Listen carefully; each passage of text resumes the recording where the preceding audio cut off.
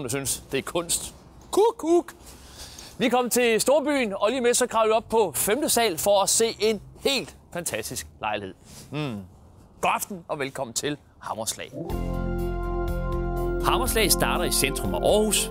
Vi er kommet helt ind i den charmerende verden af caféer og små restauranter og spillesteder, hvor SU-kronerne flyver over disken. Vi er i den legendariske Mejlgade, Aarhus' ældste handelsgade, hvor vi skal gætte pris på en lejlighed, naturligvis. Vi skal lige om lidt op og se en rigtig dejlig lejlighed, som du har solgt. Hvordan er handlen gået med den? Den er gået rigtig godt. Vi har et lille problem i Aarhus i PT, at vi har simpelthen for få lejligheder til salg. Så når der så kommer en ind, så går det rigtig stærkt. Den her er så lidt atypisk, fordi den er gået meget stærkt. Vi havde en køber, som i forvejen kiggede på noget lignende, og som så lige trak op, da jeg fik den til salg, og så købte de den faktisk med første fremvisning. Så 0 dages liggetid? 0 dages liggetid. Så er der ikke givet meget i afslag? Der er givet et lille afslag. Køber kommer fra Vestjylland og kunne simpelthen ikke komme afsted med at købe den, uden at skulle have et lille afslag. Og vi fik ender til at mødes med 24.000 i afslag, og så er der givet en vasketørmaskine og en lidt småmøblement. Og en halv gris. Og en halv gris. Dog ikke. Nej. Skalaen 1-5, den her placering. Hvad er vi så? Vi ligger på en klar 4,5. Vi har havneudsigten, og vi ligger lige en række tilbage fra kystvejen, som er stærkt trafikeret, så vi har ro. Men hvis man skal have en 5'er, så skal vi ind og ligge lige en halv kilometer tættere på byen, ind i centrum. Så en 4,5 her? 4,5, ja. Ejendommen, som lejligheden ligger i, er opført år 1931, men lejligheden er først etableret på 5. sal i 2010. Lejlighedens boligareal er på 83 kvadratmeter, og de årlige fællesudgifter beløber sig til 12.460 kroner. Østholdet består igen af Sara Lygum fra Danbolig Dalum i Odense og Claus Drejer fra Danbolig Drejer i Svendborg. Vestholdet består af Lone Troelsgaard Hannemann fra Danbolig Sønderborg og en lettere forkølet Thomas Riisager fra ejendomsmæglerfirmaet Thomas Riisager i Hjørring. Det er også koldt. Det er rigtig koldt. I er kommet til Mejlgade i Aarhus. Ja. Hvis vi lige... Ja, der kommer ingen cyklister lige nu. Der er ellers mange af dem her. Så kan vi gå ud og se Domkirken. Ja. Så vi er i centrum, men vi er da det stykke, I kan se ned til Domkirken fra sådan helt hjertet af Aarhus, ikke? Ja. Der er en kiosk, den åbner kl. 11. Der kan du både rykke i automaten, nej, det kan man ikke mere vel. Det er med knapper. Ja, det var i gamle dage, hvor man lige kunne trække den ned og så lige slå på den. Ja, det kan man ikke. Nej. Vi har ejendommen her fra 1931. Og så kom der et firma forbi i 2008-9 stykker og sagde, giv os taget, så laver vi et par lejligheder. Det er klassikeren i Aarhus. Ja, så får I et nyt tag. Ja. Og vi sælger så de 2 lejligheder. Og en af de lejligheder, det er den, I skal op og se. Som de overtog og renoverede, eller tørler? Og så er det så et gensalg, ikke? Okay, ja. Godt. Spændende. Og lejligheden ligger på 5. sal, der er ingen elevator, så træk vejret dybt. Vi skal op og se en lejlighed, som består af en stue i åben forbindelse med køkkenet. Så er der et badeværelse og 2 værelser. Kom med indenfor. Tak. Og luk lige døren. Ja. Ja. Sara, du kan godt gå over i badeværelset. Nej, jeg går foran. Du går foran. Ja, skal jeg blive her? Nej, bare kom med. Et badeværelse jo kun godt et par år gammel, fra da lejligheden blev etableret. Og den blev renoveret, eller tørloft udnyttet her for et par år siden? Ja, afslutning 2010. Den er registreret som 2010, ja. Den bygget okay. Ikke? Ja. Fantastisk at se den her. Det er jo 70'er retro elementer, ikke? Det her? Ja. I køkkenerne i 70'erne, så havde du de her... som så blev moderne igen. Ja, så var de så orange lårene, ikke? Jo. Ja. En anden lyseblå. Lyseblå eller grøn. Ja, men rigtig, rigtig nydelig. Det er det. Og gulvvarme. Ja. Og man brugte kun for 2772 kroner i fjernvarme sidste år. Jeg skal så sige, at der kun både én mand har. Men alligevel er det billigt. 772 kroner i varme. Kombineret med billige fællesudgifter. Ja.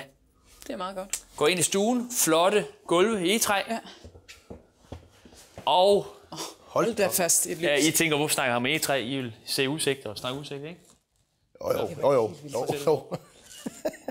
Hold da op. Det må man nok sige. Ja. Sådan. Så er vi i gang. Ja, det må man nok sige. Det har vi også ventet længe på. Ja. Aarhus Havn i solskin. Derovre til højre.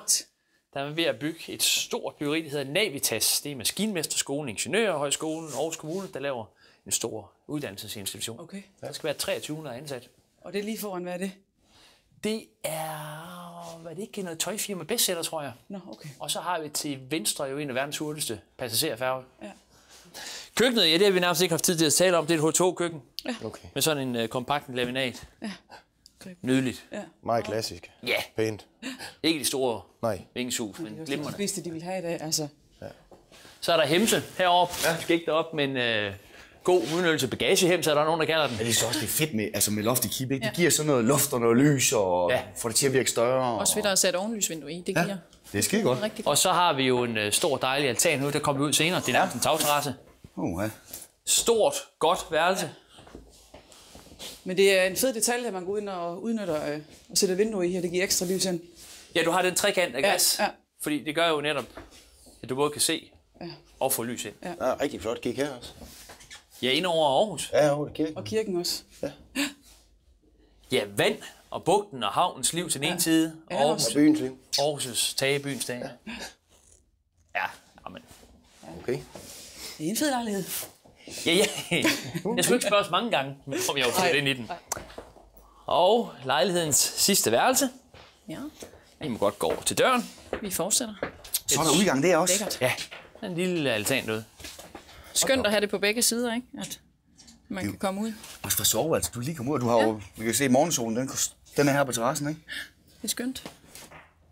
Ja. Så i orden, du har fed udsigt rigtig for godt, køkkenet, det her. terrasse her, og terrasse ude for stuen også. Ja. Lav fællesudgifter. Lav varmeudgift. Solgt på 0 dage. Ja, og med et Vorbasse markeafslag. Ja, 24.000, det er ikke alverden. Vi er tilbage i stuen.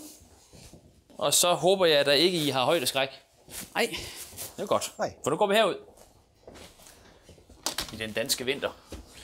det er fantastisk. Lyn jakken og kigge ud over.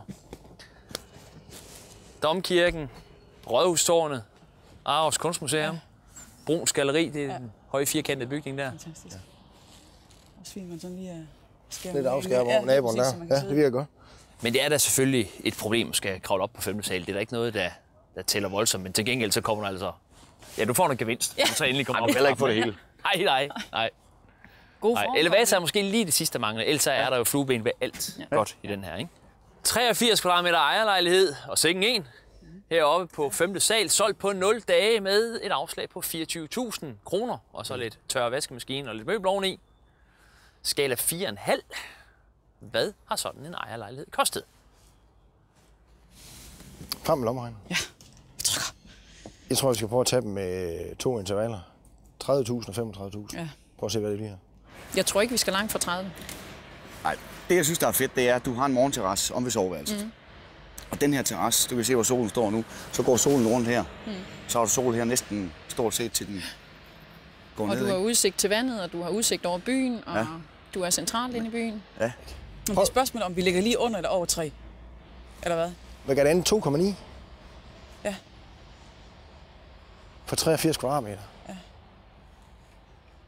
Det er stel med munden af penge. Ja. Vi er ikke oppe i 40.000 meter, vel? Vi er ikke over 3 millioner. Nej, vi er ikke over 3. Det tror jeg heller ikke. Godt. Men måske et sted imellem 2,5 og 3. Ja. Det kunne du også godt lokke mig med til. Men jeg kan ikke finde ud af, om vi er lige over 3, eller om vi er lige under. Om den er udbudt til 29,95, eller om man lige har været op på den anden side. Og sagt 31,95. Hvis det er en vestjyde, der klapper til på 0 så dage. skal det være billigt. Ja, det er min forestilling. 10, hvad du tænker. Ja, jeg tænker, Trods at alderen. hvis vi er i 35 meteren, så nærmer vi os 3 millioner. Ja, det gør vi. Og så 24.000 i afslag. Det er jo et eller andet symbol. Så er der 2,971. Ja, Jamen, mellem 2,8 og 3 kunne jeg godt lukkes til. Ja. Ja. det kan vi godt blive enige om. Hvor er vi så henne? Nu har jeg læst dit horoskop i dag, og det skulle Jeg skulle tie stille. Ja. Men ved du hvad, jeg tier stille nu, Claus. Nej. Så får du den. Vi er jo også kommet til Storbyen. Skal vi flotte os, eller? Jeg vil bare helst ikke over 3 på den. Jamen, så lad os lægge os lige under. Du får lov. 2.971.000. Ja. Skal vi ikke sige det? Jo. 2.971.000. Vestholdet siger 2.971.000 kroner. Skal vi sige 3? Og så med afslag. 24. Ja. Hvad lander vi så på? 2,975? Det gør vi. Budet for Øst er... 2.975.000. Øst siger 2.975.000 kroner. Ja. Vi startede udsendelsen her på Mejlgade i Aarhus med en dejlig lejlighed, må man sige, ikke? Ja. Ja. Hvad skulle den koste? Ja, Vest, I mente 2.971.000 kroner. Øst 2.975.000 kroner. 4.000 kroner imellem jer. Huha. Hvad er den solgt til? Lejligheden har kostet 2.825.000 kroner. Vest er 146.000 kroner fra prisen. Og Øst er 4.350.000 kroner fra prisen. Det er 4.000, I vinder med. Ja. Slået på streg. tager det hele med. Vest ligger i spidsen 1-0 til jer. Stort tillykke. Sådan. Det kan man da ikke kalde sig. Tillykke. Men I var meget gode til prisen. Tillykke. Tak. Nej. Nej, kom